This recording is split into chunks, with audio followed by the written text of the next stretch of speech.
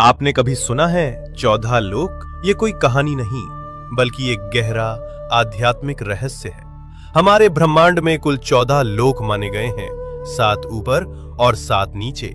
ऊपर के 7 लोक, इन लोकों में आत्मा ऊंचाई की ओर बढ़ती है, ज्ञान, शांति और मोक्ष की दिशा में। भूलोक, ये वो लोक है जहां हम सभी मनुष्य रहते हैं। इसे मृत्युलोक भी कहा जाता है क्योंकि यहाँ जन्म और मृत्यु का चक्र चलता रहता है। भूवरलोक, ये लोक भूलोक और स्वर्गलोक के बीच स्थित है। ये ऊर्जा रूपों का क्षेत्र है जो भौतिक और दिव्य लोकों को जोड़ता है। स्वर्गलोक, देवताओं का लोक, जहां इंद्र और अन्य देवता निवास करते हैं। अच्छे कर्म करने वालों को मृत्यु के बाद इसी लोक में स्थान मिलता है, जहां सुख, संपत्ति और आनंद की अनुभूति होती है। महरलोक, ये दिव्य ऋषियों, तपस्वियों और महान आत्माओं का निवास स्थान है, जहां वशिष्ठ और विश्वामित्र जैसे महान ऋषि तपस्या करते हैं। जनलोक, इस लोक में वे आत्माएं निवास करती हैं जिन्होंने ज्ञान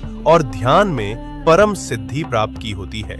यहाँ के वासी ब्रह्मा जी की लीलाओं में लीन रहते हैं। तपलोक, अत्यंत शक्तिशाली तपस्वियों का स्थान, जो शरीर से परे केवल चेतना में स्थित होते हैं। ब्रह्मलोक, यह है अंतिम लक्ष्य है, जहां केवल सत्य है, मोक्ष है और ईश्वर का साक्षात्कार होता है। इन ऊर्ध्व लोकों में आत्मा का जाना मतलब है धीरे धीरे शुद्ध और जागरूक होना। अब बात करते हैं नीचे के 7 लोकों की। यहाँ भोग, मोह और भ्रम ज्यादा होता है। अतल लोक, राक्षसों और मायावी शक्तियों का घर।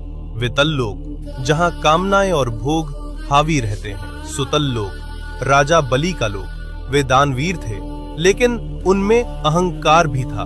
रसातल लोक, जहां भ्रम, लालच और अज्ञान का घना अंधेरा है। तालातल लोक, छल, धोखा और झूठ से भरा हुआ लोक। महातल लोक, जहां अंधकार और अहंकार का बोलबाला है।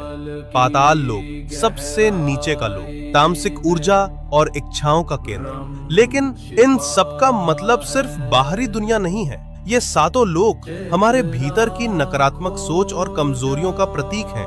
तो जब हम सच्चाई, भक्ति और सेवा में लगते हैं, हम ऊपर के लोकों से जुड़ते हैं, और जब हम लालच, मोह और गुस्से में फंसते हैं, हम नीचे गिरते हैं। सोच बदलो, लोक बदल जाएगा।